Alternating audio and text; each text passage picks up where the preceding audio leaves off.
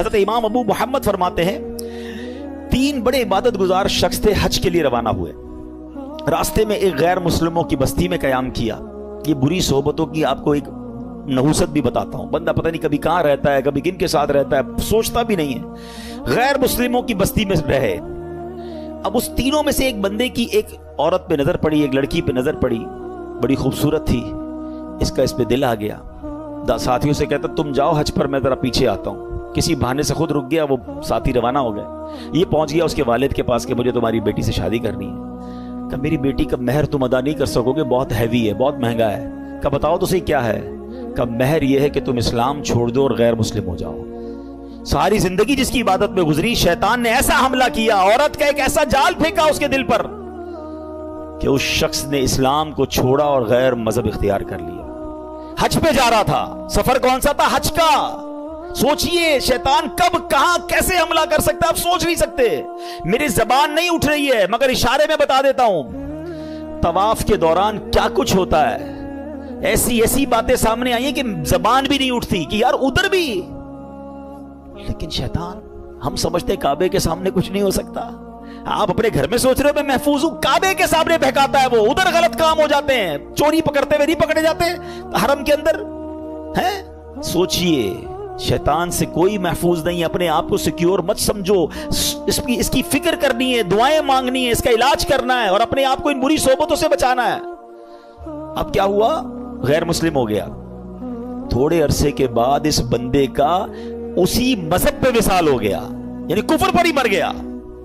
وہ جو دوست تھے نا حج پر گئے تھے، کچھ عرصے بعد اس بستی میں آئے گئے، یار پوچھے تو صحیح دوست کدھر ہے؟ کسی نے بتایا اس نے تو مذہب بھی بدل لیا اور اسی مذہب پر، کفر پر اس کی موت بھی ہو گئی۔ کہا یار قبر ہی بتا دو۔ قبر پہ گئے تو اس قبر کے کنارے ایک عورت 2 بچوں کے ساتھ بیٹھی رو رہی۔ عورت سے پوچھا تم کون ہو؟ کہا میں اس کی بیوی ہوں جس کی وجہ سے اس نے میرا مذہب اختیار کیا۔ دوست رونے لگے اور اس عورت کو بتایا کہ پتہ ہی ہمارا دوست کیسا تھا، کتنی عبادت کرتا تھا، کتنے روزے رکھتا تھا، بہت اللہ کا نیک بندہ تھا، اور دیکھو اس بیچارے کا اس کے ساتھ ہوا کیا کہ ایمان ہی چلا گیا۔ عورت نے جب یہ سنا کہ میرا شوہر اتنا نیک تھا، اس کے دل میں اسلام کی محبت آئی، وہ عورت کلمہ پڑھ کر مسلمان ہو گئی۔ ہائے ہائے ہائے، اس واقعے کو لکھ کر جو علماء نے باتیں لکھی ہیں نا، رونگٹے کھڑے ہو جاتے کہ یہ ہے اللہ کی خفیہ تدبیر۔ وہ جس عورت کے لیے غیر مسلم ہوا، وہ غیر مسلم کی موت مرا، اور اس کے مرنے کے بعد اللہ نے اس عورت کو ایمان کی دولت عطا فرما دی۔ یہ اللہ پاک کے فیصلے ہیں، اللہ کی خفیہ تدبیر سے ڈرو، اپنے ایمان کی فکر کرنی ہے، شیطان کے واروں سے بچنے کا ذہن بنانا ہے۔ ایک بزرگ کے بارے میں آتا ہے، بڑا کمال کا انہوں نے سوال کیا۔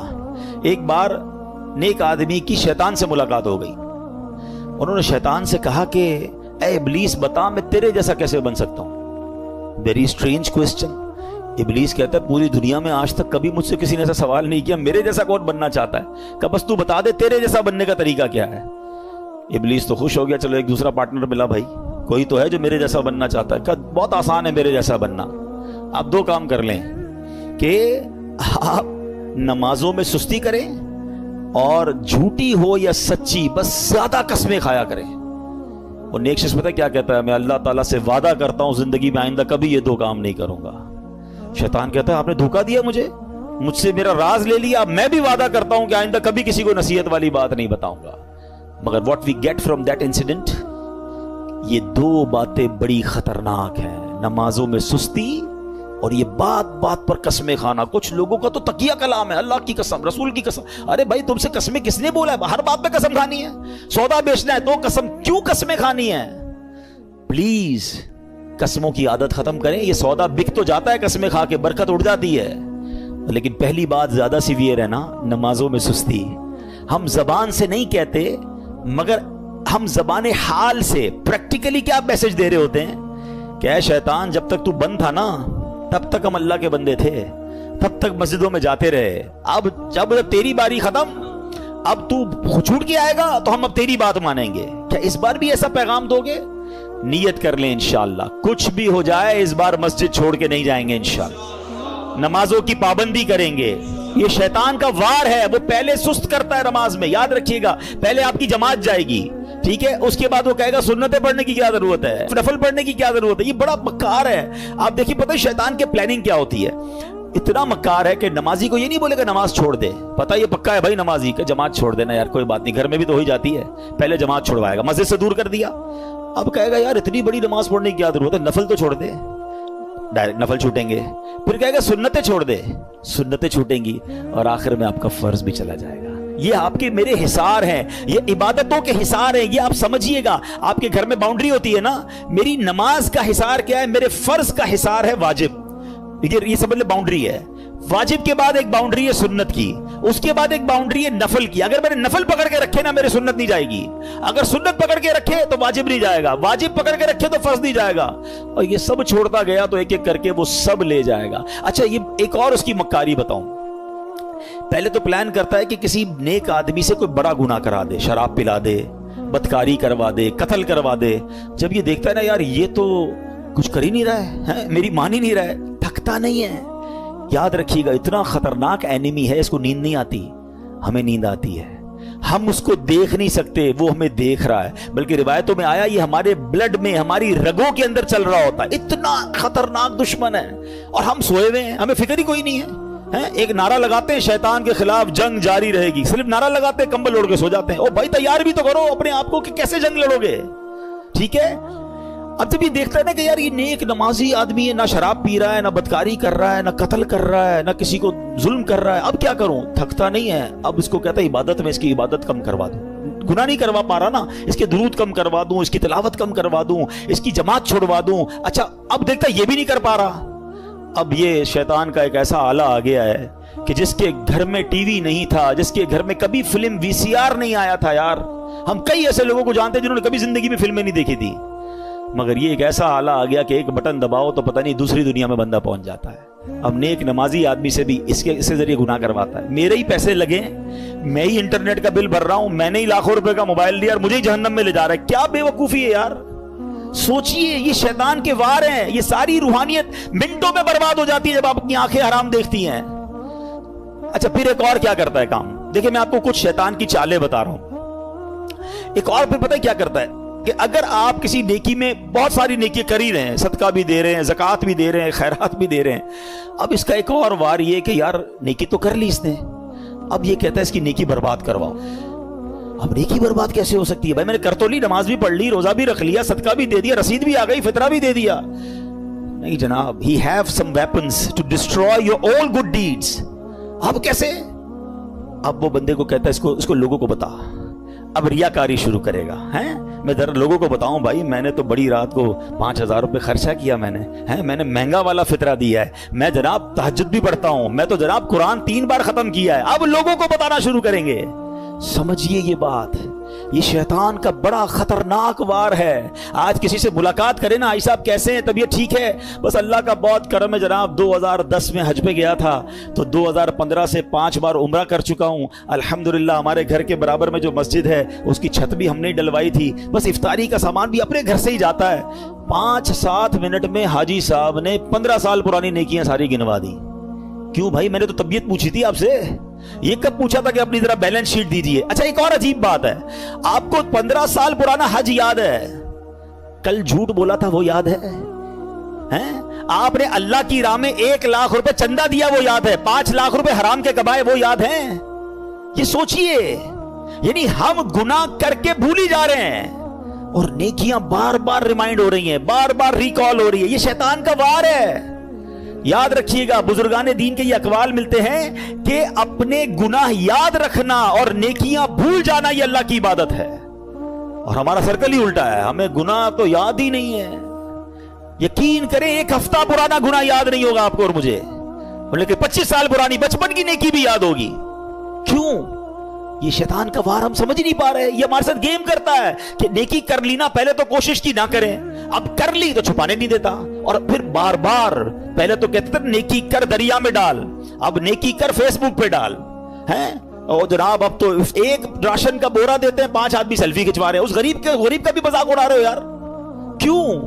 اللہ کی راہ میں دے رہے ہو، لوگوں کو دکھانے کے لیے دے رہے ہو، یہ ہم بہت بڑا لاس کرتے ہیں اپنا، کروڑوں روپے بانٹ کر بھی ثواب نہ ملے، آپ سوچئے، اس کو اس طرح سمجھیے کہ ایک بندہ قیامت کے دن جائے اور اس کو پتا ہو کہ یار اتنے روزے، اتنے حج، اتنی زکاتیں دے کر آیا ہوں، اور اس کو کہا جائے کہ جاؤ ہمارے پاس تمہارے لیے آج کچھ بھی نہیں ہے، ان لوگوں سے مانگو جن کے لیے دکھانے کے لیے کیا تھا۔ اس سے بڑی مایوسی ہوگی؟ قیامت کے دن کوئی اور طریقہ ہوگا وہ نیکیاں ری گین کرنے کا؟ نہیں، یہ نل اینڈ وائڈ ہو جاتی ہیں نیکیاں۔ یہ شیطان کا بہت خطرناک وار ہے جو لوگ نہیں سمجھ رہے۔ لیکن نہیں جناب، ہمیں تو دنیا کو، اچھا صرف خرچے کی بات نہیں ہے، ہر عبادت ہے۔ طواف کرنے تو وہاں سے لائیو آ رہے ہیں، وہاں سے سیلفیاں بن رہی، کعبے کو پیٹ کر کے دعائیں کر کے دکھا رہے ہیں، گنبد خضرا کو پیٹ کر کے لوگوں، کیوں یہ سب ہو رہا ہے؟ آپ سوچئے، وہ تقدس ان مقامات کو ہم پامال کر رہے ہیں۔ ہر ہاتھ میں موبائل ہے، عورتیں طواف کر رہی ہیں، آپ دنیا کو دکھانے کے لیے عورتوں کی ویڈیو دنیا کو بھیج رہے ہیں۔ مکہ پاک میں ایک نیکی 1,00,000 نیکی کے برابر ہے حدود حرم کے اندر، مگر ایک گناہ 1,00,000 گناہ کے برابر ہے۔ اچھا، لوگوں کو یہ بھی عقل نہیں ہے کہ اپنے گھر والوں کو کہتے ہیں میں تمہیں کعبہ دکھا رہا ہوں، ارے گھر والوں کی تو ویڈیو بند کر دو۔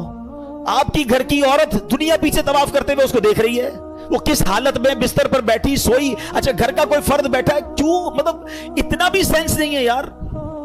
مطلب آپ سوچے تو صحیح کہ وہ مقام کیا یہ ویڈیو بنانے کا ہے؟ وہاں تو گناہ یاد آتے، وہاں آنسو بہتے۔ مجرم کسی بادشاہ کے دربار میں جائے اور یہ نیت لے کے جائے کہ میں گناہگار ہوں، پکڑا نہ جاؤں، معافی مل جائے، ارے وہاں تو یہ کیفیت ہونی چاہیے، میں معافی مانگنے آیا ہوں، میں بخشوانے آیا ہوں، میرے ہاتھ میں بیڑیاں ہیں اور میں چھڑوانے آیا ہوں۔ اس کیفیت میں طواف کرو یار، اس کیفیت میں مدینے جائیں کہ مجرم ہوں جہاں بھر کا، محشر میں بھرم رکھنا، رسوائے زمانہ ہوں دامن میں چھپا لینا، یہ کیفیت ہونی چاہیے نا۔ چلا ہوں ایک مجرم کی طرح میں جانب طیبہ، نظر شرمندہ شرمندہ، بدن لرزیدہ لرزیدہ، مگر کیا کریں اس دل کا تسلی نہیں ہوتی یار، جب تک لوگوں کو پتہ نہ چلے کہ ماں بدولت ہر سال رمضان میں عمرہ کرتے ہیں، 27ویں کو فلاں جگہ پہ تھا تو 29ویں کو فلاں جگہ پر تھا، تو یار سوچے یہ کیا کر رہا ہے؟ یہ شیطان کے وار سمجھیے، پہلے ہی تھوڑی نیکیاں ہیں ہمارے پاس، وہ بھی لوگوں کو دکھا کے کیا برباد کر دیں گے۔ تھوڑے دنوں پہلے ہم نے ایک اور ٹاپک ڈسکس کیا تھا کہ شیطان ہم سے ایک اور کیا مسٹیک کرواتا ہے، ہمیں غیبت کرواتا ہے، اور غیبت نیکیوں کو کیسے کھا جاتی ہے؟ فرمایا کہ غیبت تو یہ ہے کہ جس مسلمان کی غیبت کی نا، آپ اپنی نیکیاں اس کے اکاؤنٹ میں ٹرانسفر کر رہے ہیں۔ یعنی پہلے میں نے روزے رکھے، میں نے نمازیں پڑھی، میں نے صدقے دیے، اور اب کسی کی غیبت کی تو یہ ساری نیکیاں چلی گئیں اس کے اکاؤنٹ میں۔ اس سے بڑی بے وقوفی کیا ہے؟ تو try to understand the weapon of شیطان، اور ہمیں جب تک ان باتوں کا علم نہیں ہوگا تب تک ہم پھر شیطان کے واروں سے بچ نہیں پائیں گے۔ بہت ساری باتیں یاد آ رہی ہیں کہ شیطان کس طرح لوگوں کو ان کی نیکیوں کو برباد کرتا ہے۔ تو اے میرے پیارے اسلامی بھائیوں، اب ہم نے یہ ذہن بنا لینا ہے، ہم نے انشاءاللہ شیطان کے واروں میں نہیں آنا ہے، ٹھیک ہے؟ اچھا، یہ ایک ہی بیان سے شیطان کے سارے وار بھی سمجھ جائیں اور جناب شیطان جو ہے وہ ہم شیطان پہ قابو بھی پا لیں، اس سے مقابلہ بھی کر لیں، اٹس ناٹ دیٹ پاسبل۔ ہمیں ان تمام واروں سے بچنے کے لیے، اپنے آپ کو مضبوط کرنے کے لیے ہمیں اچھا ماحول اپنانا ہوگا، ہمیں اپنی گیدرنگز کو بدلنا ہوگا، ہم اچھے دوستوں میں بیٹھیں گے۔ دیکھیں صحبت کیسے اثر لاتی ہے، آپ کو پریکٹیکل بتاتا ہوں۔ آپ کسی کے گھر میں جائیں، کسی کی میت ہو گئی ہو اور وہ رو رہا ہو آپ کے سامنے، یا کسی تکلیف میں رو رہا ہو، آپ کی کیا کیفیت ہوتی ہے؟ آپ کی بھی آنکھیں نم ہو جاتی ہیں، آپ باہر نکل کے بھی دل افسردہ ہوتا ہے۔ آپ کے ساتھ تو کچھ نہیں ہوا جناب، مگر کسی کو افسردہ دیکھا، آپ پر اثر پڑا نا۔ کسی کے گھر جائیں، بچہ پیدا ہوا ہے یا اس کو کوئی بہت اچھا تحفہ ملا ہے، یا وہ بہت خوش ہے، آپ کا دوست خوشی میں خوشیاں منا رہا ہے، آپ کے چہرے پہ کیا ہوگا؟ مسکراہٹ آ جائے گی نا۔ آپ کو تو نہیں ملی خوشی، مگر کسی کو خوش دیکھا تو خوشی نے دل پہ اثر کیا۔ ایسا ہی ہوتا ہے۔ بالکل اسی طرح جب گناہ گاروں کی محفل میں بیٹھیں گے نا، بدکاروں کی محفل میں بیٹھیں گے، حرام کام کرنے والوں کی محفل میں بیٹھیں گے، دل پر اثر ہوگا۔ اور سبحان اللہ، جب نیکوں کی محفل میں بیٹھیں گے، ذکر و اذکار کی محفل میں بیٹھیں گے، درود و سلام کی محفل میں بیٹھیں گے، یقیناً دل پر اثر ہو۔ ابھی دیکھیں آپ کی میرے دل کی کیفیت کیا ہے۔ اللہ کے گھر میں بیٹھے 1 گھنٹہ ہو گیا ہے، اٹھنے کو جی نہیں چاہ رہا، باتیں سننے کو، کیوں؟ یہ اچھی محفل، اچھی جگہ کی برکتیں ہیں۔ تو اگر آپ اور میں چاہتے ہیں کہ رمضان کے بعد بھی پنکچول رہیں نماز میں، ہم شیطان کے واروں میں گرفتار نہ ہو، تو اچھی صحبت اپنانی ہوگی۔ یہ جو مجھے اور آپ کو سجدوں کی لذت نہیں مل رہی نا، مجھے اور آپ کو جو عبادت کا نور نہیں مل رہا، میری آنکھوں سے جو آنسو نہیں بہ رہے، مجھے دعا کا جو لطف نہیں آ رہا، اس کی بڑی وجہ یہ ہے ہم نماز تو پڑھ رہے ہیں مگر گناہ نہیں چھوڑ رہے۔ جس دن آپ نے گناہ چھوڑے، اس پیالے کو صاف کیا، اس دل کو کلین کیا، آپ کو ہر سجدہ انشاءاللہ برکت عطا فرمائے گا. آپ دعا کرو گے آپ کے آنسو بہیں گے، آپ درود پڑھو گے آپ مدینے کی یاد میں کھو جاؤ گے، کیونکہ عبادت کا نور ملنا شروع ہو جائے گا. ہم دونوں چیزوں کو ساتھ لے کر چل رہے ہیں، ظلمت اور نور ساتھ نہیں چلتے. پہلے دل کو ان گندگیوں سے پاک کریں، پھر دیکھیں آپ کو عبادت کا نور کیسے ملتا ہے. تیار ہو جاؤ، شیطان کے واروں میں نہیں آنا. میں کون سا آپ کو واقعہ سناؤں. شیطان کتنا بڑا دشمن ہے. قرآن پاک آپ نے پڑھا سنا ہوگا، بار بار، ایک جگہ نہیں کئی بار قرآن میں فرمایا اِنَّهُ لَكُمْ عَدُوٌّ مُبِينٌ، شیطان تمہارا کھلا دشمن ہے.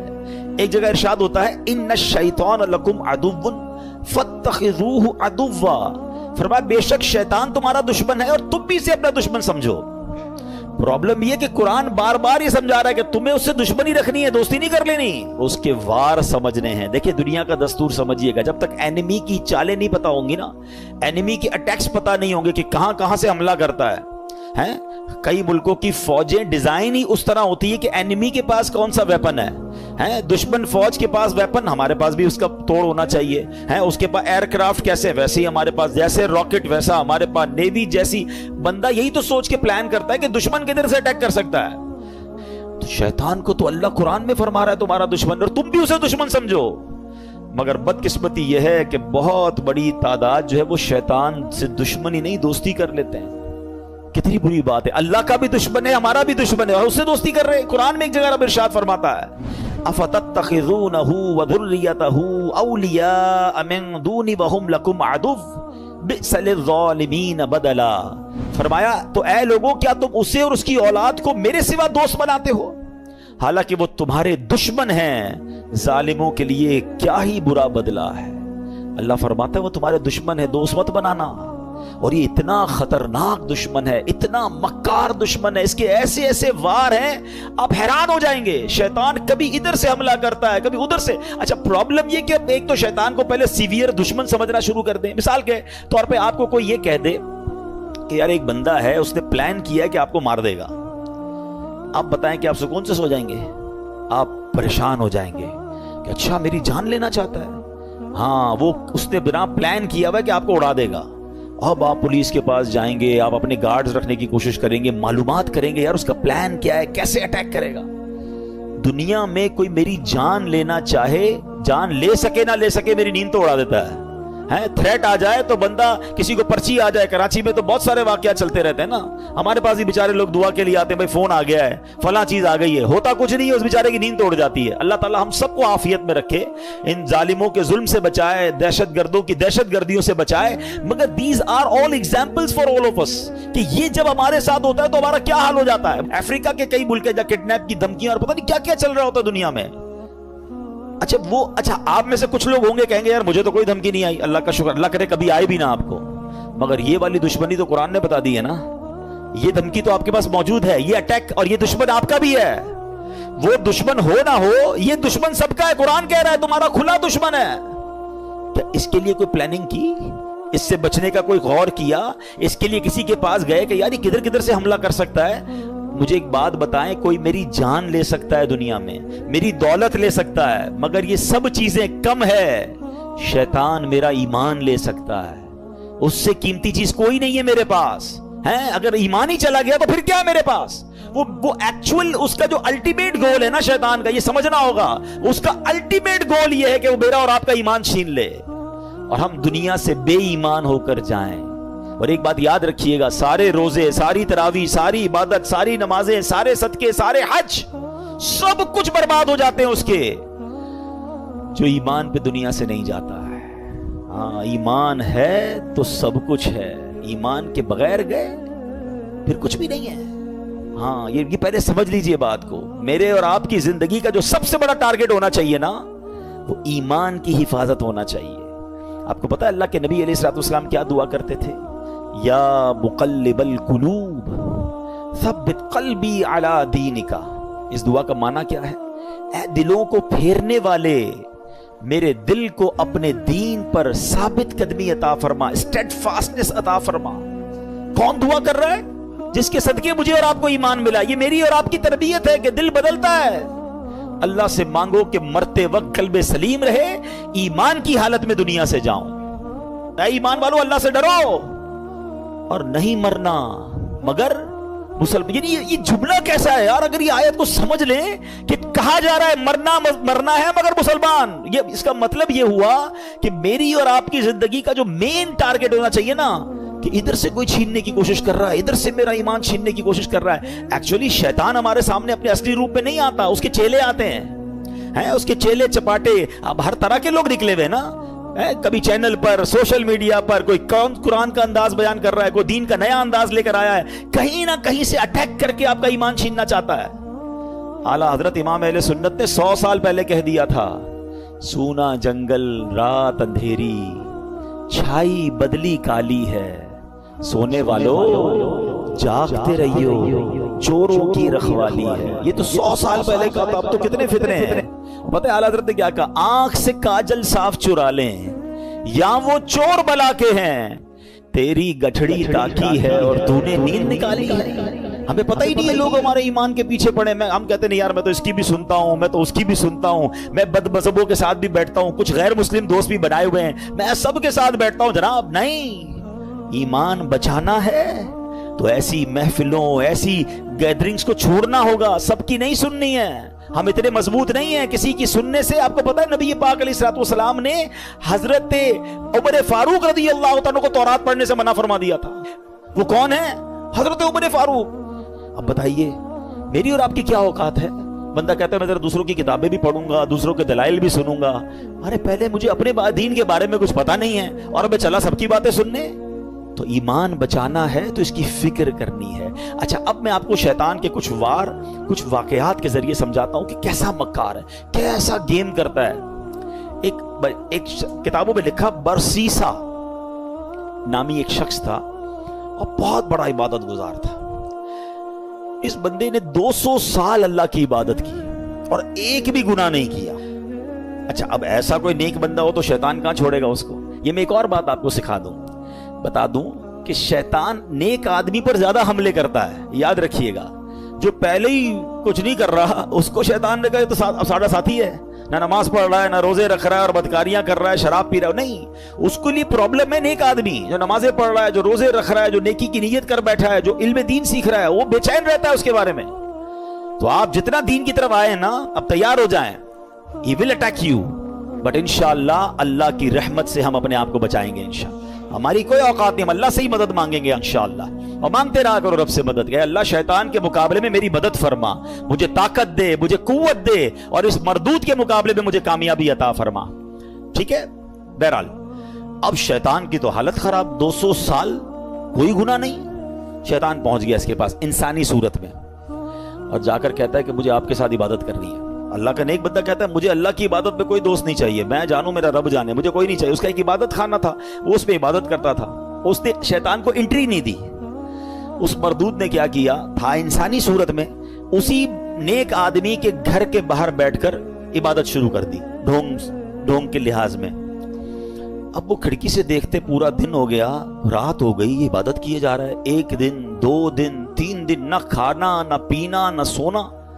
برسیسا حیران کہ یار میں 200 سال سے عبادت کر رہا ہوں, مجھے بھوک بھی لگتی ہے, مجھے نیند بھی آتی ہے, نہ اس کو نیند آ رہی ہے نہ اس کو کھانے کی ضرورت ہے. دروازہ کھول کے کہا بھائی یہ تو بتاؤ تمہیں یہ عبادت کہاں سے سیکھی ہے, تمہیں نیند بھی نہیں آتی, تمہیں کھانا بھی نہیں کھانا. کہتا بات یہ, میں اسی لیے تو آپ کے پاس آیا تھا, آپ نے تو مجھے لفٹ ہی نہیں کرائی. میں آپ کو اصل راز بتاؤں, مسئلہ یہ ہے کہ میں نے زندگی میں ایک گناہ کیا ہے. جب مجھے نیند آتی ہے نا مجھے وہ گناہ یاد آ جاتا ہے, میں پھر چونک جاتا ہوں, پھر خوف خدا طاری ہوتا ہے, میں جاگتا ہوں, بھوک لگتی ہے, پھر وہ گناہ یاد آتا ہے. آپ کا پرابلم ہی آپ نے کوئی گناہ نہیں کیا ہے. اب دیکھو شیطان کا وار. اگر آپ کو یہ لیول چاہیے نا عبادت کا کہ نہ آپ کو نیند آئے نہ آپ کو جناب بھوک لگے اور آپ ساری رات اللہ کی عبادت کرتے رہیں, آپ ایک گناہ کر لیں. کہتا ہے عجیب آدمی ہو, جس رب کی عبادت کر رہا ہوں وہاں اس کی بارگاہ میں گناہ کروں, کب پھر نہیں ملے گی ایسی پھر آپ کو لذت نہیں ملے گی. اب دیکھیں کیسا خطرناک وار ہے. برسیسا کہتا ہے اچھا پھر مشورہ دو کون سا گناہ کروں. شیطان سے کہتے ہیں کون سا گناہ کروں. شیطان کہتا ہے پھر ایسا کریں آپ بدکاری کر لیں. کہتا ہے خدا کا خوف کر, اتنا بڑا گناہ زنا بدکاری میں کروں؟ نہیں میں نہیں کرتا. کہ پھر ایسا کریں قتل کر لے.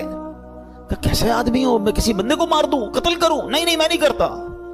अच्छा फिर ऐसा करें शराब पी लें। कहते हैं हाँ ये थोड़ा छोटा गुनाह लग रहा है।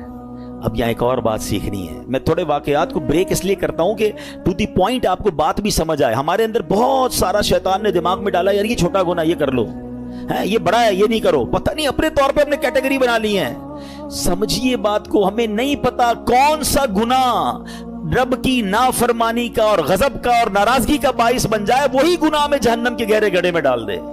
किसी गुनाह को छोटा मत समझना, ठीक है। बरसीसा कहता है हाँ ये ठीक है, शराब पी लेता हूं। शराब पी, नशा चढ़ा और पी, अब बदकारी की, और जब बदकारी कर ली तो अब कत्ल भी कर दिया। अल्लाह अकबर। पुलिस आई और बरसीसा को पकड़ के ले गई। अब जब फांसी का हुक्म हो गया, फांसी घाट पर बरसीसा मौजूद था, शैतान उधर पहुंच गया। कहता है एक रास्ता है, मैं तुझे बचा सकता हूं। कब बदबख्त तेरी वजह से तो मैं फांसी में पहुंच गया, तूने कहा गुनाह कर ले, मुझसे एक नहीं तीन तीन गुनाह हो गए और आप फांसी फंदे पर आ गया। बोला बचा सकता हूं। बोला बताओ कैसे बच सकता हूं। कहा तुम ऐसा करो, खुदा का इनकार करो और मुझे सजदा कर दो। बरसीसा की बदबख्ती देखें, उसने शैतान को सजदा किया, खुदा का इनकार किया और उसी वक्त फांसी पर उसको लटका दिया गया। कुफर की मौत वो मर गया। ये है शैतान। हम इसकी बातों में आ जाते हैं, हमें लगता है नहीं यार मैं बड़ा पक्का हूं, एक दो गुनाह ही तो किए, थोड़ी सी तो प्रॉब्लम्स हैं, थोड़ी सी गलत जगहों पे जा रहा हूं, नमाज भी तो पढ़ता हूं। वो यूं ही ले जाता है, वो एक एक करके स्टेप बाय स्टेप हम पे अटैक करता है। एक हदीस से पाक याद रखिएगा, ये जो नौजवान और हम सब इसमें मुब्तला है। बदकिस्मत हम सब ने कुछ ना कुछ गुनाह पाले हुए हैं, नेकियां भी कर रहे हैं, गुनाह भी कर रहे हैं। कुछ आदतें गंदी हैं जो दिल में लगी हुई हैं, वो नहीं छूटती नहीं है। मैं आपको प्रॉब्लम बताऊं क्या है, पहले हदीस सुन ले फिर आपको प्रॉब्लम समझाता हूं। हदीस पाक का खुलासा है, जब बंदा एक गुनाह करता है ना, उसके दिल पर एक सिया नुक्ता लगा दिया जाता है। दूसरा करता है तो दूसरा नुक्ता हो जाता है, तीसरा करता है तीसरा हो जाता है। एक वक्त आता है कि उसका पूरा दिल ही सिया हो जाता है।